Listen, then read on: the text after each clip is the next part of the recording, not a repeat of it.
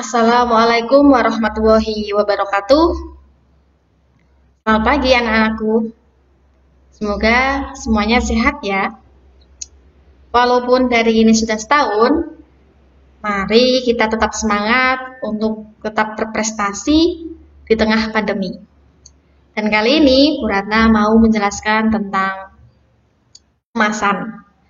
Kemarin kita sudah belajar tentang kerajinan yang kita buat apa saja, macam-macam kerajinan, bahan yang dibuat itu apa saja, pengertian kerajinan, dan lain sebagainya. Kali ini Bu Ratna akan bahas tentang kemasan.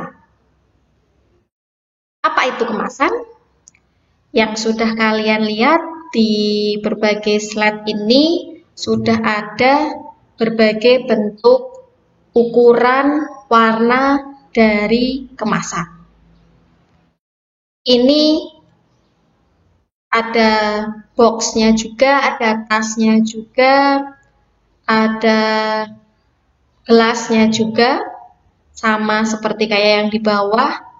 Ini juga sama.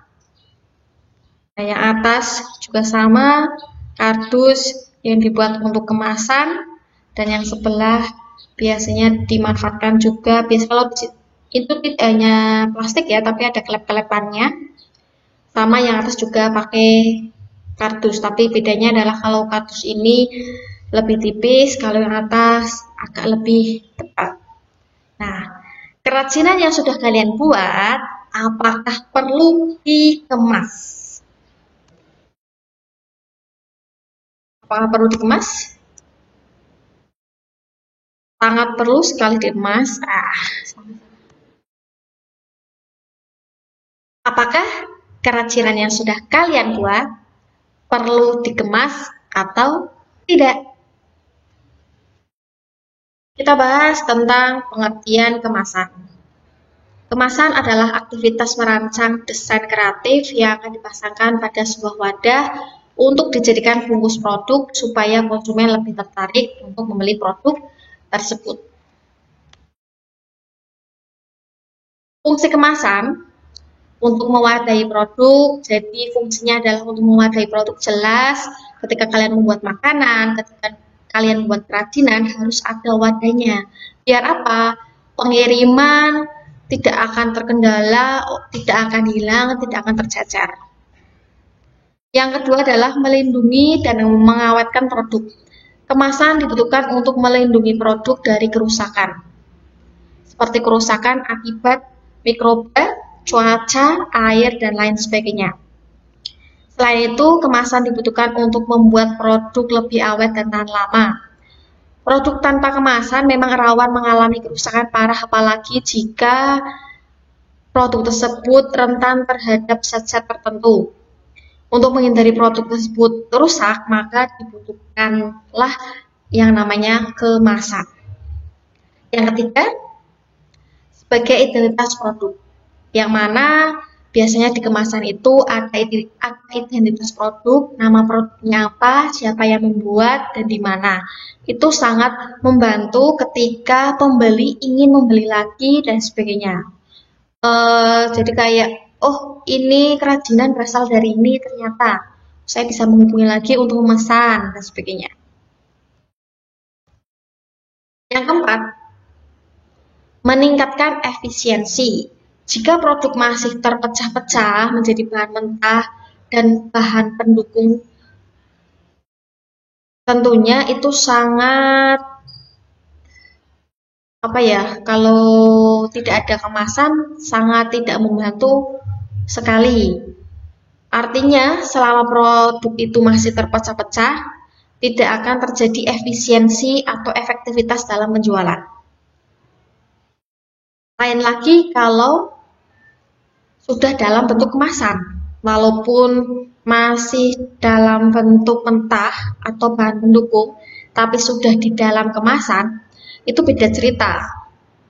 Bentuk produk telah menjadi satu terbungkus dalam satu kesatuan produk dengan rapi, dan biasanya itu lebih mudah, efisiensi sama efektivitasnya meningkat. Yang kelima,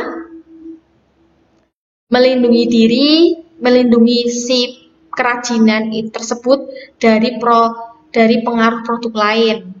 Kemasan di sini berfungsi untuk mencegah terjadinya pengaruh buruk produk yang satu dengan produk yang lain, terutama produk yang mengandung zat kimia.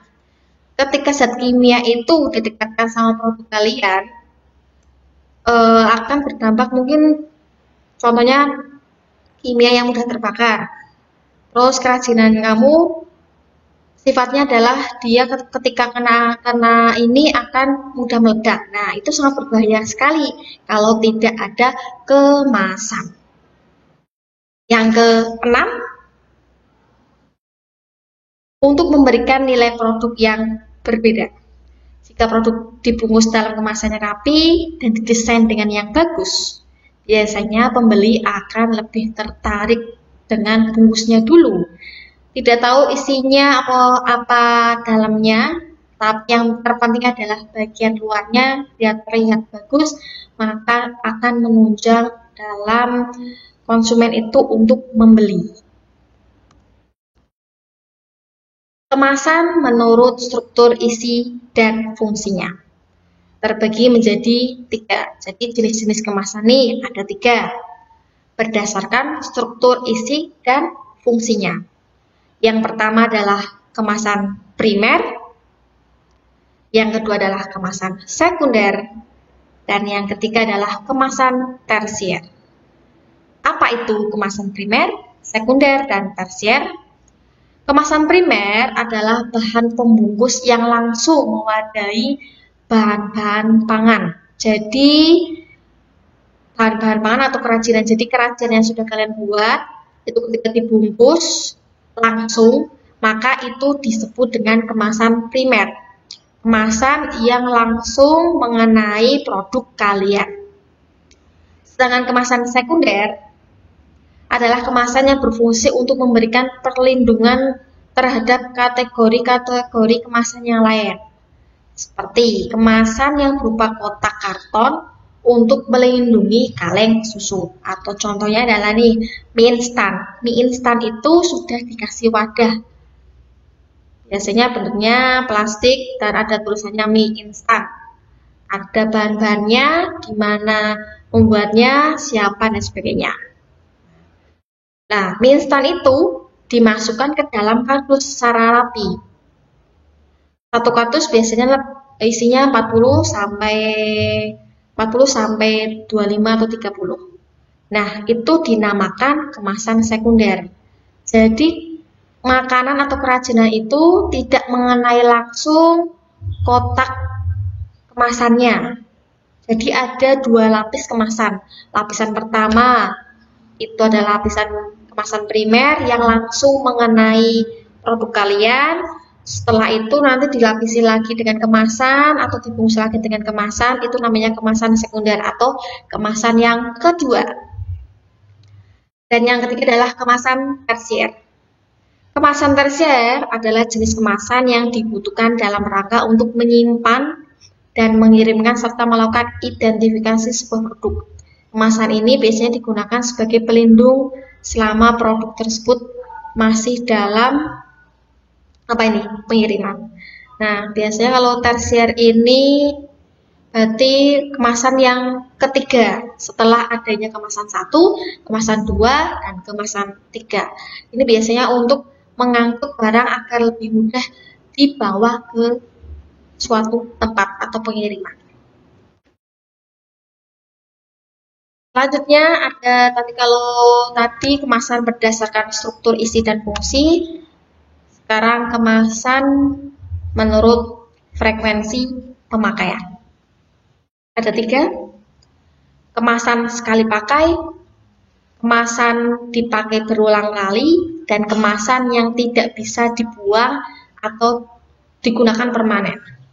Sudah ada beberapa contoh kemasan yang sekali pakai, yang biasa digunakan berulang kali, bahkan sampai digunakan permanen.